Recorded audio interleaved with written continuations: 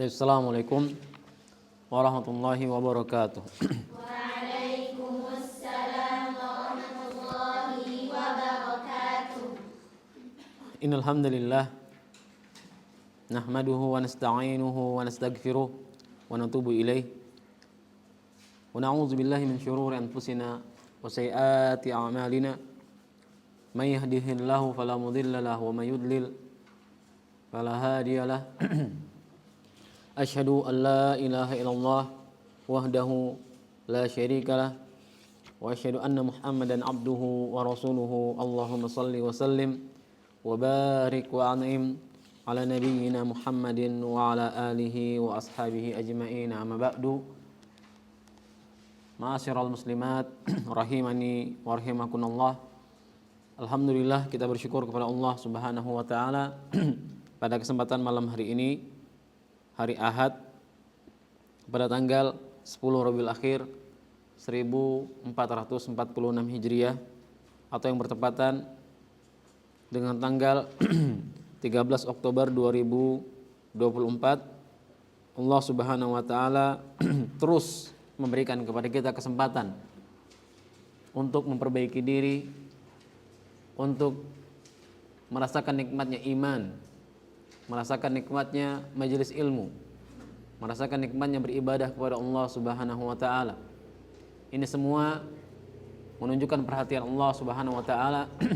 Ini semua menunjukkan di antara tanda bahwasanya Allah Subhanahu wa taala menginginkan kebaikan untuk kita semua.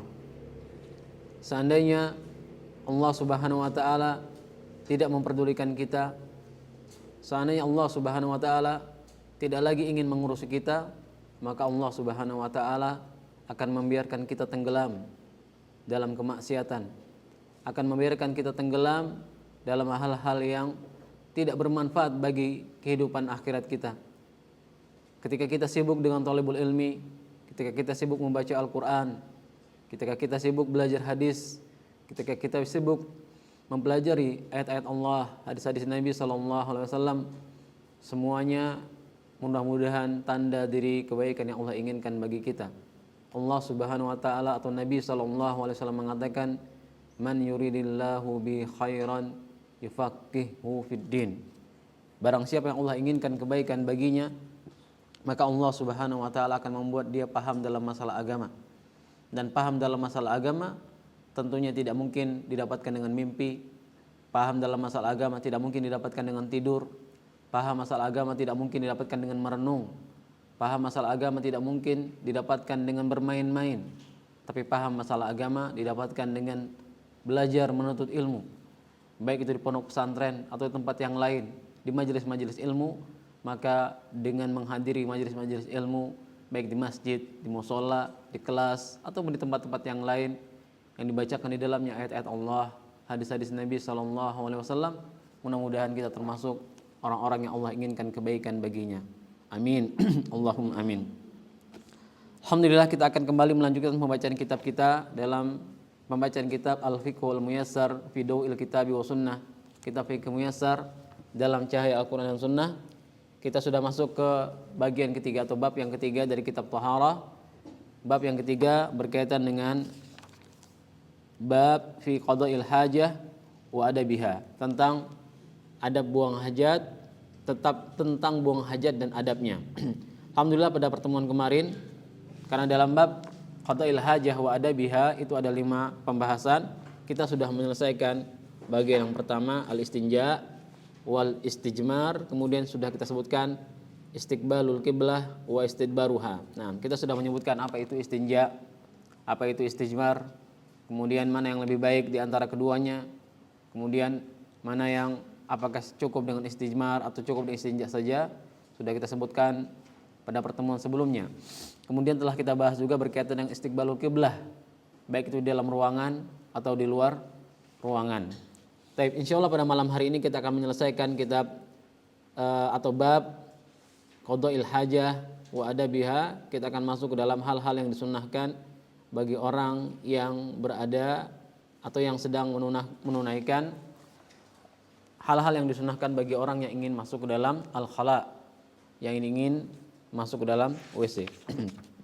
Tapi penulis mengatakan dalam kitabnya Hafizakumullah, al-mas'alatu salisah ma yusannu fi'luhu lidahil khala. Hal-hal yang disunnahkan bagi orang yang ingin masuk WC. Yusannu lidakhilil khala qawlu bismillahi Allahumma inni a'udzubika minal khubusi wal khaba'is wa innal intihai wal khuruji ghufranak wa taqdimu rijlahu al yusra inda dukhul wa taqdimu rijlihi al yusra inda dukhul wal yumna inda al khuruj wa alla yakshifa awratahu hatta yadnuwa minal ard. Penulis mengatakan dalam kitabnya, di antara sunnah yang pertama ketika kita masuk kamar mandi adalah berdoa mengucapkan Bismillah Allahumma inni a'udzubika minal khubusi wal khaba'is. Nah, dengan menyebut nama Allah, ya Allah aku berlindung kepadamu dari aku berlindung dengan dirimu minal khabasi, minal khubusi wal khaba'is. Sebagian riwayat menyebutkan minal khubusi wal khaba'is artinya dari setan laki-laki dan setan perempuan. Kemudian ketika keluar membaca doa ghufranaka. Ana yakin, suatu yakin anti sudah belajar semua ini dari kecil, sudah diajarkan oleh orang tua sejak kecil, tapi yang mungkin perlu kita perhatikan adalah prakteknya. Kita sudah tahu dalilnya, kita sudah tahu ilmunya, namun apakah sudah kita praktekkan dalam kehidupan kita sehari-hari. Nah, kemudian di antara sunnah ketika masuk ke dalam WC adalah masuk dengan kaki kiri dan keluar dengan kaki kanan. Agama mana yang mengajarkan seperti ini? Tidak ada. Tidak ada agama lain yang mengajarkan cara masuk sampai kaki kiri dulu masuk ke dalam kamar mandi. Tidak ada ajaran agama lain yang mengajarkan sampai istinja diajarkan bisa dengan batu, istijmar. Nah, hanya agama Islam yang masalah yang terkecil sampai masuk ke dalam kamar mandi diajarkan dalam Islam. Masuk dengan kaki kiri, keluar dengan kaki kanan. Taib. Kemudian yang kedua di antara sunnah yang dianjurkan, kalau yang pertama itu sudah jelas tidak perlu diperjelas lagi. Nah, membaca doa, kemudian keluarnya membaca doa. Nah, yang kedua di antara sunnah yang dianjurkan ketika orang yang masuk ke dalam kamar mandi adalah tidak membuka aurat, tidak membuka baju atau menampakkan aurat kecuali setelah mendekat atau masuk ke dalam WC. Ini perlu diperhatikan. Nah, jadi ketika membuka auratnya kalau sudah dalam kondisi tertutup tidak ada yang melihat. Kita alhamdulillah di zaman sekarang terutama 10 tahun terakhir ini Indonesia sudah memiliki kamar mandi. Nah, di Sumbar mungkin beberapa tahun yang lalu sekitar tahun 2006 atau 2000 berapa tahun 2000-an. Nah, wallahu a'lam di sini juga seperti masih ada. Masih ada rumah-rumah yang tidak punya kamar mandi. Kemana mereka pergi buang hajatnya? Kalakua, laita lakua. Ke sungai kecil atau apa namanya? Ya di sini juga banyak. Nah, masih ada sebagian rumah yang tidak memiliki kamar mandi. Jadi mereka datang ke kamar mandi itu mendekat. Pergi malam hari ingin buang air besar atau buang air kecil. Kalau buang air kecil mungkin tidak terlalu sulit. Ketika buang air besar, mereka harus pergi ke sawah, ke batang air, buang air di sana. Di Sumbar masih banyak. Bahkan sebagian masjid ada yang tidak punya WC. Nah, di Sumbar masih banyak. Kalau nanti pergi keluar pinggir jalan masih banyak. Beberapa tahun yang lalu kalau di Sumbar, nah, dulu beberapa tahun yang lalu tahun 9 ya mungkin tahun sebelum tahun 2000-an. Tahun 95, 96, 97, 98 di Indonesia masih banyak atau zaman dahulu masih banyak yang kamar mandinya tidak ada.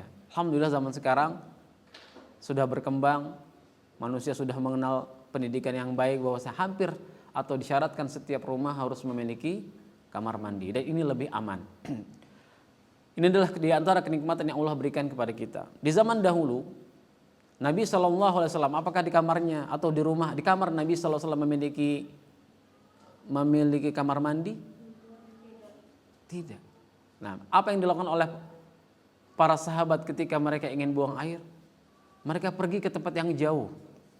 Mereka pergi ke tempat yang jauh untuk menunaikan hajat mereka. Nah, pergi ke padang pasir. Kemudian mereka mencari tempat yang agak rendah, lembah-lembah. Nah, anti pernah mendengar kata ghaid? Ma mana al-ghaid? Al-ghaid. Ghaid dalam bahasa kita terjemahkan Tapi al-ghaid ini asalnya adalah tempat di padang pasir yang tempat tersebut, misalnya kalau kita gambar, nah misalnya di sini, wallah di sini. Nah, jadi tempat ada padang pasir yang luas, kemudian ada tempat yang agak rendah sedikit. Nah, di mana orang zaman dahulu di tanah Arab mereka buang air besar, mereka pergi ke tempat yang rendah ini. Itulah yang dinamakan dengan ghaid. Nah, itu yang dinamakan ghaid. Kemudian berubah bahasa Arab. Kenapa? Karena orang Arab mereka sangat tidak suka mengatakan secara langsung. Nah, di antara kata-kata yang tidak pantas diucapkan seperti kata-kata mohon maaf, tai misalnya. Nah, orang Arab tidak suka mengatakan demikian, al-ghaid. Mereka mengatakan al-ghaid. Al-ghaid itu apa artinya? Tempat buang hajat, bukan nya. Tapi ketika al-ghaid sekarang berubah menjadi sesuatu yang keluar lewat jalur belakang. Makanya orang Arab ketika menyebutkan tentang buang air besar, mereka biasanya menambahkan doa di awalnya akramakumullah. Ketika membahas hal-hal yang agak jorok seperti ini yang berkaitan dengan buang air besar atau buang air kecil, mereka mengawalinya dengan akramakumullah atau akramakunallah, mengawali dengan doa-doa seperti itu. Karena ini adalah hal yang sebenarnya tidak pantas. Nah, kata-kata yang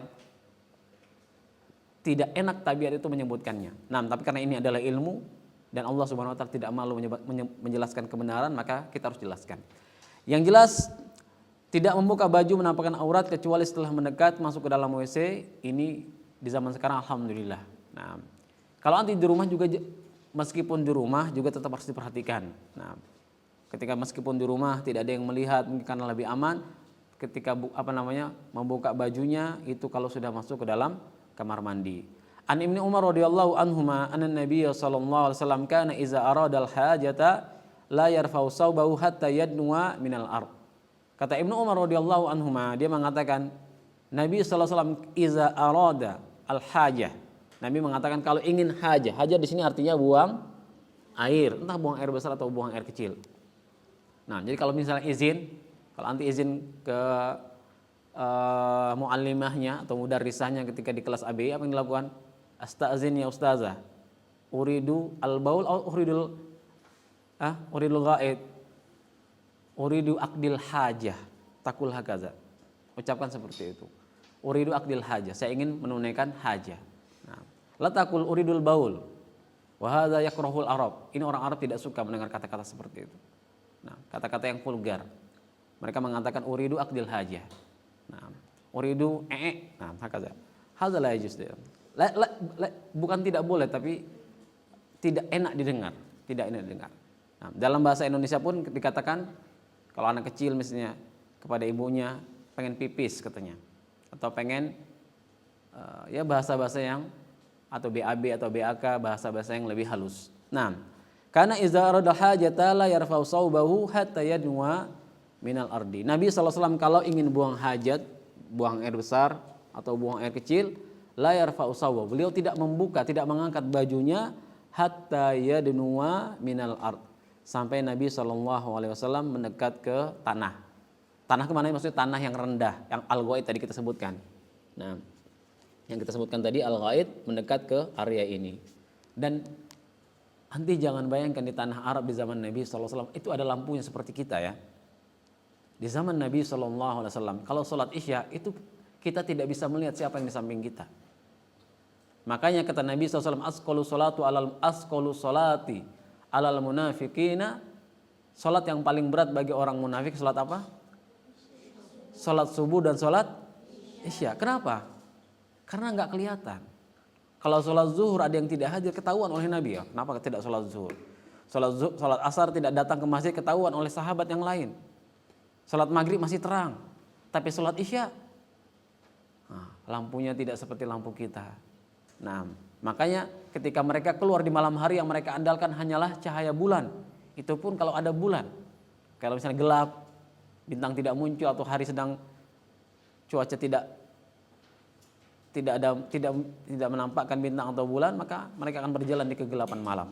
Nah, ini adalah nikmat di antara nikmat Allah. Allah berikan kita lampu yang bercahaya sehingga kita bisa belajar seperti ini di malam hari ini. Baik. Kemudian yang ketiga, di antara adab yang perlu dilakukan ketika buang hajat adalah al-ibtiad wal istitar. Nah, Apa ibtiad? Ibtiad menjauh. Nah, ini kasusnya adalah kalau kita buang hajat di tempat yang kita sebutkan tadi, tidak ada tempat khusus. Nah, kalau ibtiad tidak ada tempat khusus. Wal istitar, tempat yang tertutup. Nah, dan ini wallahu a'lam sangat disayangkan sebagian masjid di sekitar di Sumbar, khususnya di Sumbar ya. Al istitar ini wallahu a'lam, masya Allah muskilah ya. Nah, ada sebagian masjid, nah, ya kita sampai kita sendiri tidak selera untuk pipis gitu ya. Jadi hilang, sudah kebelet pipis melihat WC seperti itu, melihat orang semua tanpa tidak tertutup buang airnya, jadi tidak selera untuk pipis. Nah, ini diantara hal yang perlu diperbaiki mungkin bagi pemilik masjid, mereka menyediakan WC-WC yang tertutup dan aman bagi orang yang ingin buang air. An Jabir radhiyallahu anhu qala kharajna ma'a Rasulillah sallallahu alaihi wasallam. Dari Jabir bin Abdullah radhiyallahu anhu dia mengatakan kharajna, kami pernah keluar bersama Nabi sallallahu alaihi wasallam fi safarin, dalam sebuah safar. Wa kana Rasulullah sallallahu alaihi wasallam la ya'til baraza hatta yataghayyaba fala yura.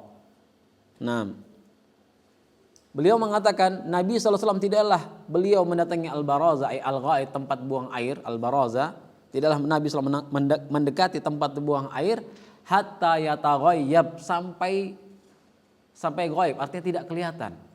Fala yura, hatta yataghayyaba fala yura, sampai tidak kelihatan. Nah, di antara adabnya buang air adalah bersembunyi, tidak nampak dari orang lain. Nah, ini yang sering kita dapatkan, orang-orang yang buang air kadang di pinggir jalan, mereka buang air ke dinding, ke tembok, atau di sembarangan mereka buang air. Padahal di antara sunnahnya adalah menyembunyikan diri, tidak nampak, menutup diri di tempat yang tersembunyi, tidak nampak oleh orang lain. Nah, kemudian di antara sunnahnya yang selanjutnya adalah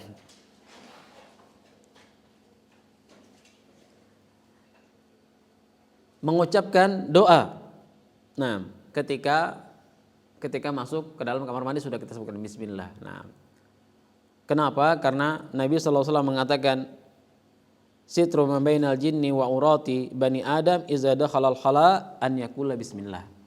Nabi SAW mengatakan tirai antara jin dengan aurat anak Adam adalah kalau mereka membaca ketika mereka masuk ke dalam kamar mandi, mereka membaca bismillah. Nah, dan kata-kata bismillah ini wallahu masya Allah memiliki banyak faedah. Kalau kita makan, maka makanan tadi akan menjadi berkah. Kalau kita tidak membaca bismillah, maka setan akan ikut makan yang kita makan. Ketika masuk rumah kita baca bismillah. Nah, kalau kita tidak membaca bismillah, maka setan juga akan masuk ke dalam rumah kita. Nah, ketika kita memakai baju dan melepas baju, kita membaca bismillah. Nah, betapa banyaknya zikir dan doa yang diajarkan oleh Nabi SAW mengajarkan kita agar kita terlindung dari musuh kita yang nyata. Siapa musuh kita yang nyata? Setan itu lakum aduwwum mubin. Bagi kalian adalah musuh yang nyata. Nah, minal jinni wal ins, setan dari jenis jin dan jenis manusia. Nah, makanya di antara yang dianjurkan oleh para ulama adalah terus menerus membaca doa dan zikir. Doa masuk kamar mandi, zikir-zikir setelah pagi, zikir setelah sholat subuh, zikir setelah sholat, zikir pagi petang, zikir ketika akan tidur. Doa-doa dan zikir tersebut apa fungsinya? Penjagaan kita terhadap bahaya-bahaya yang mungkin akan timbul menimpa diri kita. Itu adalah penjagaan dari Allah Subhanahu wa taala.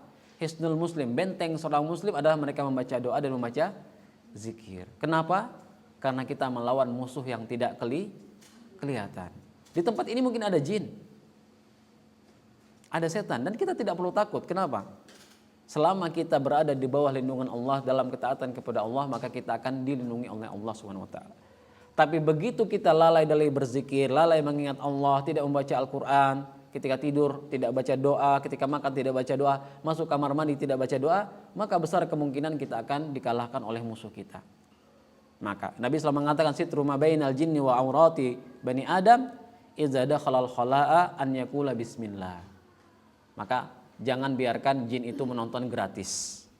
Nah, anti buka baju tanpa membaca bismillah, masuk kamar mandi tanpa membaca bismillah, maka auratnya akan menjadi tontonan bagi jin. Nah, jadi jangan hanya bergantung kepada kemampuan kita, tapi bergantunglah kepada Allah Subhanahu wa ta'ala. Kenapa? Karena kita melawan musuh yang tidak kelihatan. Innahu yarakum huwa wa qabiluhu min haitsu la tarawnahum. Nah, kita menghadapi musuh yang melihat kita sementara kita tidak melihat mereka. Baik. Kemudian selesai pembahasan yang menyebutkan hal-hal yang disunnahkan. Ada banyak hal-hal yang disunnahkan bagi orang yang masuk kamar mandi, tapi kita cukupkan dengan apa yang telah disebutkan dari kitab ini. Kemudian pembahasan selanjutnya adalah ma yahrumu fi'luhu lidahil khala. Hal-hal yang diharamkan bagi orang yang masuk ke dalam kamar mandi. Apa yang haram bagi mereka? Nah, yang pertama adalah yahrumu al-baul fil ma'ir raqid. Dilarang pipis di air yang mengalir atau di air yang tergenang.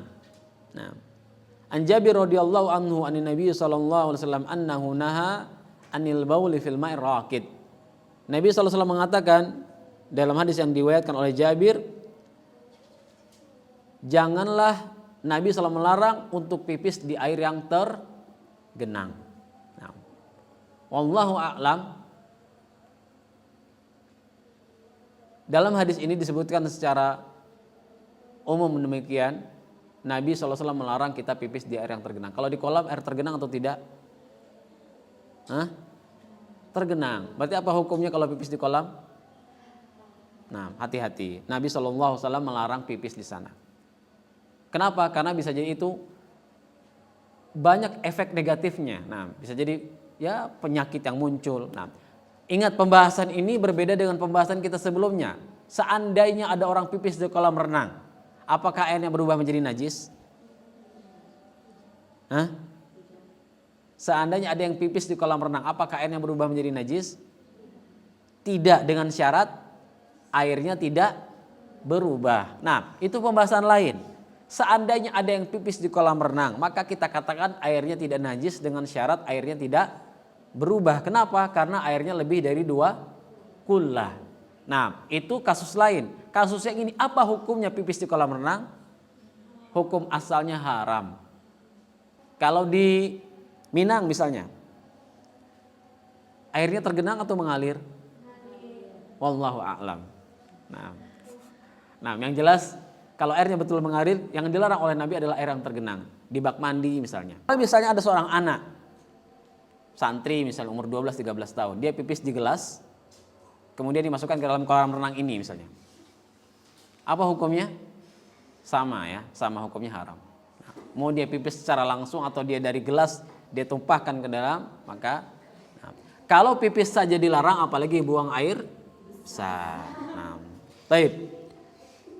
Nabi SAW mengatakan dalam hadis yang lain, la yabulanna ahadukum fil ma'id daim allazi la yajri summa yaktasilu fihi. Nabi SAW melarang, la yabulanna ahadukum, janganlah salah seorang dari kalian pipis di air yang tergenang, allazi la yajri, yang tidak mengalir. Artinya kalau mengalir tidak terlarang. Jadi ada penjelasan di hadis setelahnya, allazi la yajri summa yaktasilu fihi. Kemudian juga dilarang mandi di air yang dipipisi tadi.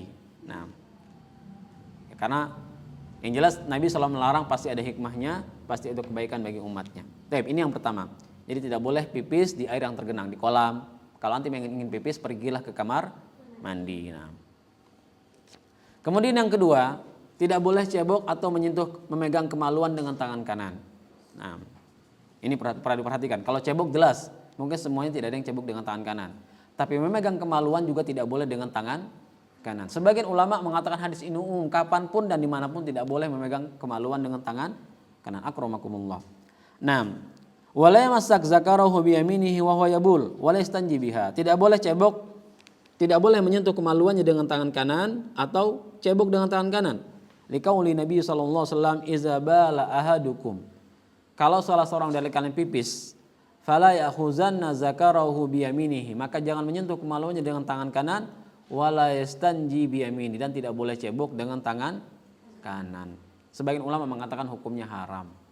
Nah, hukumnya haram, bahkan memegang kemaluan dengan tangan kanan di luar di kamar mandi pun tetap haram. Nah, tidak boleh memegang kemaluan dengan tangan kanan. Nah, kalau gatal misalnya digaruk dengan tangan kiri. Wallahu a'lam. Baik. Kemudian yang ketiga di antara adab atau di antara hal yang dilarang bagi orang yang buang air adalah tidak boleh buang air di jalan, di tempat orang berteduh dan di sumber air. Nah, Nabi SAW mengatakan ittaqul malain as-salas. Nabi SAW melarang berhati-hatilah dari 3 hal yang dilaknat.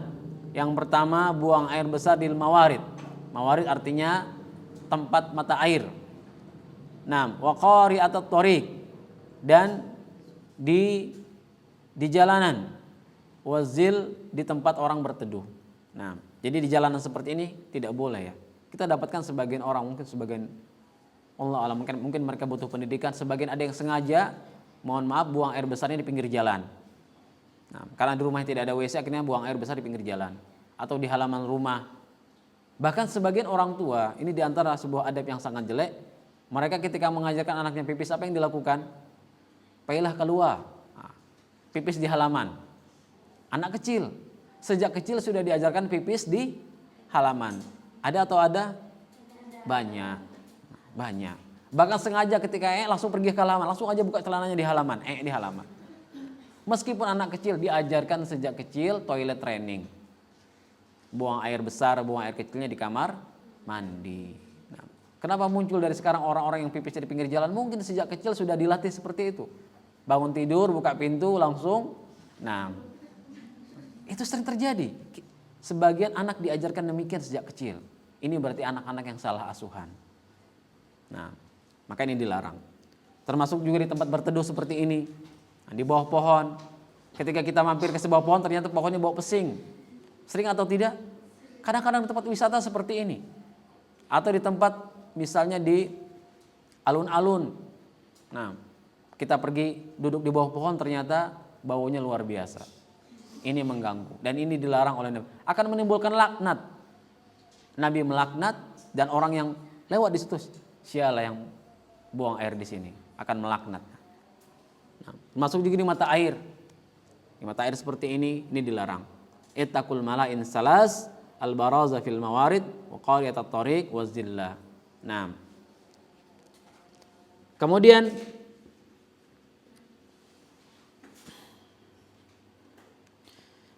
di antara hal yang diharamkan bagi orang yang masuk ke dalam kamar mandi adalah haram membaca Al-Quran atau berzikir saat buang hajat. Nah, haram membaca Al-Quran, murojaah, nggak boleh. Atau berzikir saat buang hajat tidak boleh.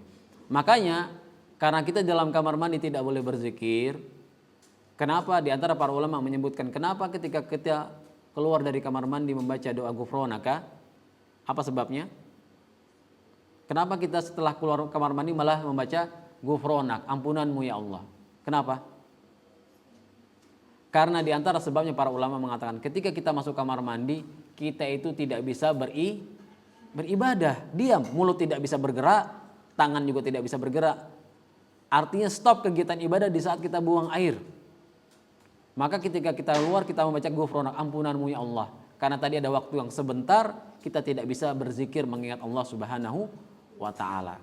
Nah, sampai disebutkan bahwa Syekh bin Baz rahimahullah ta'ala kalau masuk kamar mandi beliau menggigit sesuatu di mulutnya. Beliau menggigit sesuatu di mulutnya. Kenapa? Karena kebiasaan Syekh bin Baz rahimahullah, beliau tidak pernah diam mulutnya. Kalau beliau dalam sebuah pelajaran, ketika dia sedang ditanya oleh seorang baca pertanyaan, maka Syekh bin Baz terus mengatakan subhanallah, terus berzikir, lisannya terus berzikir. Syekh bin Baz itu orangnya buta, tidak melihat. Jadi yang beliau lakukan kalau dia tidak pernah beliau tidak pernah diam, beliau selalu berzikir. Kalau beliau menjawab pertanyaan, menjelaskan pelajaran, beliau akan menjelaskan dengan lisannya. Dan ketika tidak menjelaskan pelajaran atau ketika sedang mendengar azan, beliau terus berzikir. Nah, tidak diam mulutnya.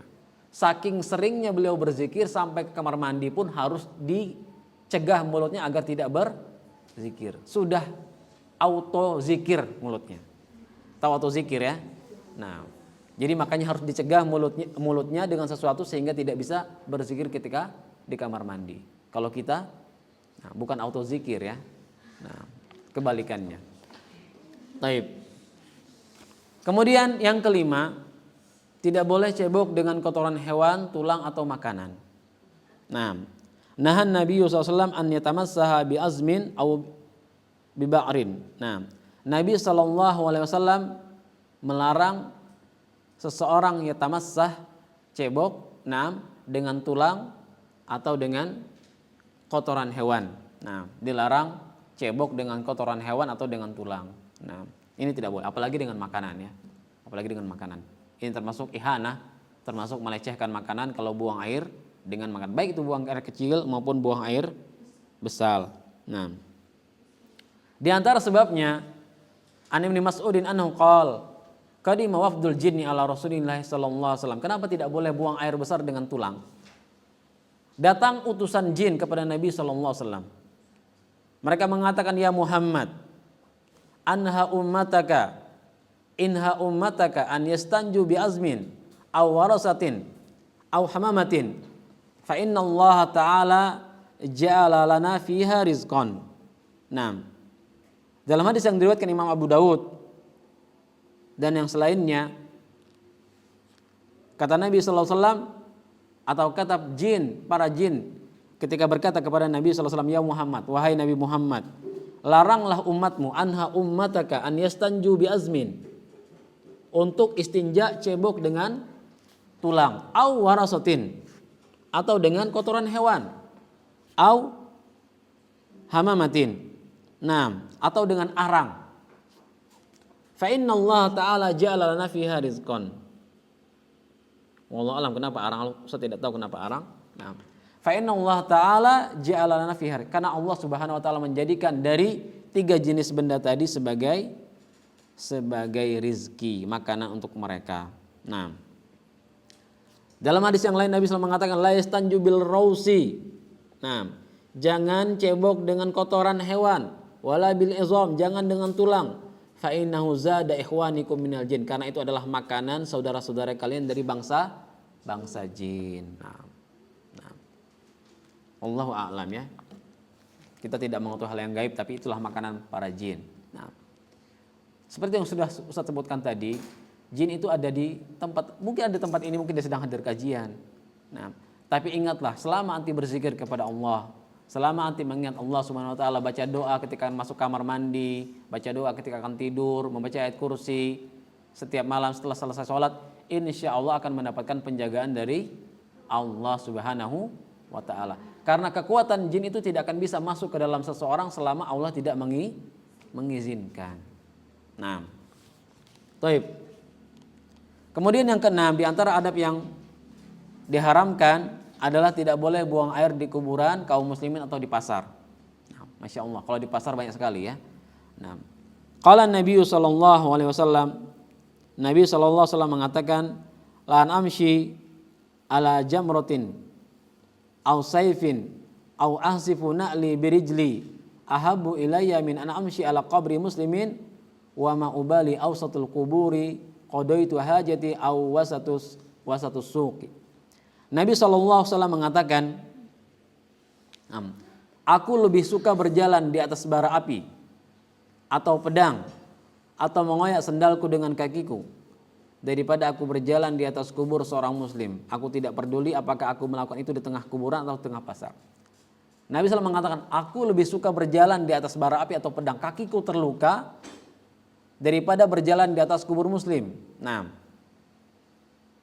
ini Nabi SAW melarang melakukan hal demikian. Nah, wa yahrumu qadul hajah baina kuburil muslimin. Qala Nabi SAW, la ubali awsatul kuburi qadaitu hajati aw wasatus suq. Nah, aku tidak peduli apakah aku melakukan itu di tengah kuburan atau di tengah pasar. Nah, di sini Nabi SAW mengatakan dalam hadisnya, aku berjalan di atas bara api atau di atas pedang atau kakiku terkoyak, itu lebih Nabi SAW suka daripada Nabi SAW berjalan di atas kuburan atau Nabi SAW melaksanakan qada itu hajati, menunaikan hajatnya awasatus suq. Nah, atau di tengah pasar. Nah, dari hadis ini para ulama menyimpulkan atau kitab ini menyimpulkan bahwasanya tidak boleh buang air di kuburan kaum muslimin atau di pasar.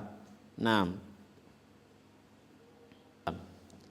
kemudian selanjutnya pembahasan terakhir dari kitab ini, ma yukrahu fi'luhu lidakhilil khala, hal-hal yang dimakruhkan bagi orang yang ingin masuk WC. Nah, apa yang hal-hal yang makruh bagi mereka? Nah, yang pertama, yukrahu qadaul hajati istiqbali. Nah, makruh buang air di arah angin, berhembus, dan makruh berbicara ngobrol. Nah, makruh berbicara atau ngobrol. Nah,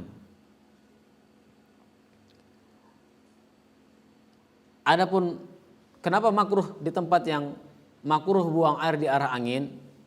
Li'alla yartaddul baulu ilaihi. Nah, kenapa? Karena di alasannya kalau kita, ini secara logika disebutkan dalam kitab ini, kalau misalnya kita pipis, misalnya seorang anak kecil, dia pipis sementara angin berhembus ke arah dirinya.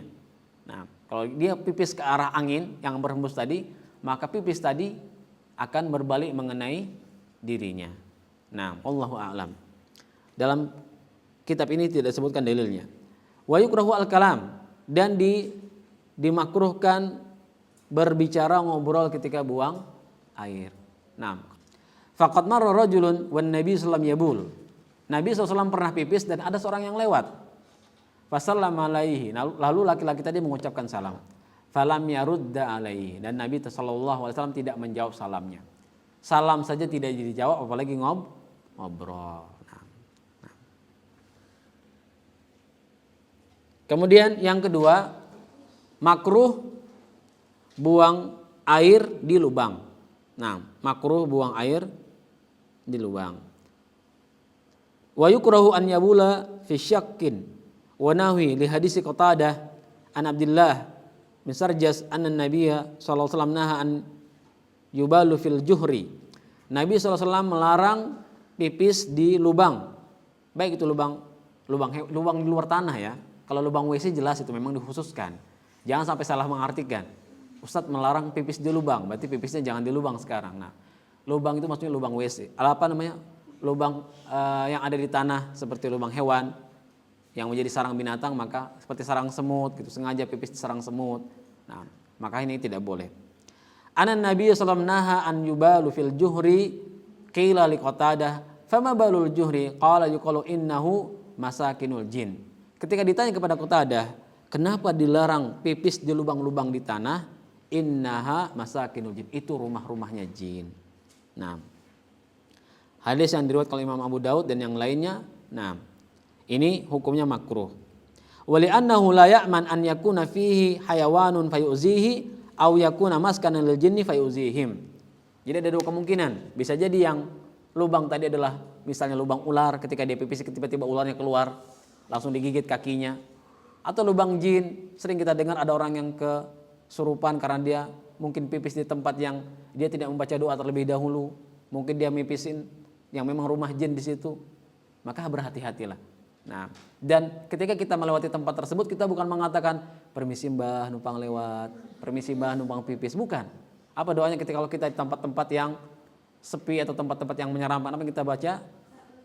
A'udzu bikalimatillahi tamma. Nah, itu doa yang kita baca. Bukan kita membaca permisi mbah, nah, numpang lewat. Atau sebagian orang kalau melewati kuburan, apa yang mereka lakukan? Mereka klakson 3 kali. Tin, tin, tin. Kenapa?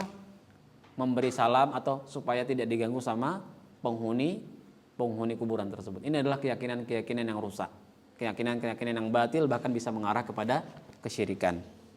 Jadi hati-hati. Nah, kemudian yang selanjutnya yang ketiga, makruh. Wa yukrahu an yadkhulal khala bi syai'in fihi zikrullah illa lihajah.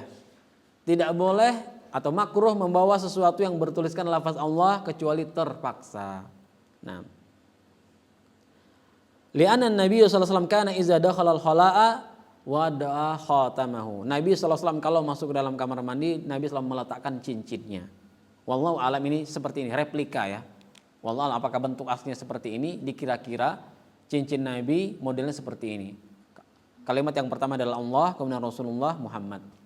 Cincin ini fungsinya juga sebagai stempel. Nah, stempel karena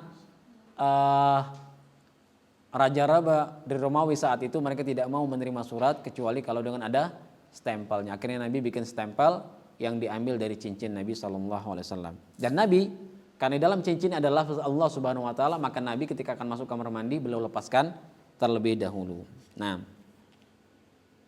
seperti ini juga topi yang ada tulisan La ilaha illallah atau baju yang ada tulisan La ilaha illallah, maka berhati-hati.